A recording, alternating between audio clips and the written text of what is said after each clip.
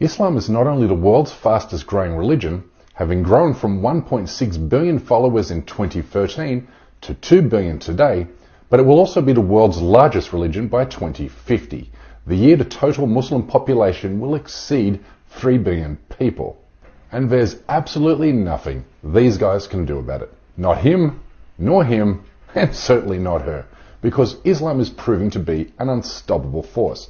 And not because it's being spread forcibly, but because the Prophet Muhammad made it easy to understand. But what many people tell me is that they find Islam much more simpler than Christianity. So, for example, they'd say, look, in Christianity, you guys have to believe in a trinity. You know, there's one God who exists as three persons, but they're not three gods. They're one God, but different persons. And that's kind of complicated. In Islam, we have it simple. There is just one God who exists as one person. Obviously, Islam will continue to grow at a steady and predictable rate in Muslim-majority countries. But what I find really fascinating is how the religion is growing in countries where Muslims represent a tiny minority of the population. I'm talking about Japan, South Korea, Mexico, and many others. Because what makes these countries captivating case studies is the way in which their respective Muslim populations are growing organically and not by immigration. It's important to tell these stories because we counter Islamophobia by promoting a deeper understanding of Islam. Because yes, while it remains the world's fastest growing religion, it also remains the least understood. But we start with South Korea, where the Muslim population has grown to 200,000, which is a remarkable achievement given Islam was banned in the country until as recently as 1910, when Korea pursued an isolationist policy. It wasn't until the 1950s when Islam was introduced to the Korean people by members of the Turkish military, who came to fight alongside South Korean soldiers during the Korean War. If they ask to help us again in Korea, we go to help you. Of course, I'm 88, but that's what we like to do. I mean, how can anybody not love that guy? Well, South Koreans love him too, as they do all Turkish people, which is why the two countries have forged an incredibly close bond over the past 70 years. This relationship has allowed Islam to flourish. Watch this Korean woman explain how she became a Muslim.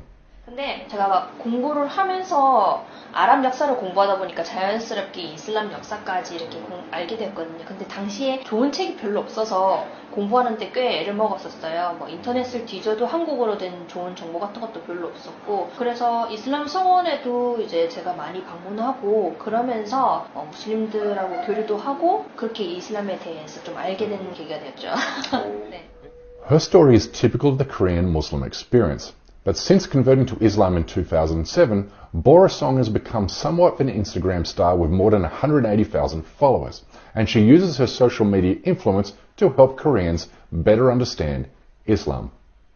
When Koreans aren't learning Islam from Muslims like Bora Song, they are converting to the religion after working or traveling through the Middle East or nearby Muslim-majority countries, Indonesia and Malaysia. There are many paths to the top of the mountain, so to speak.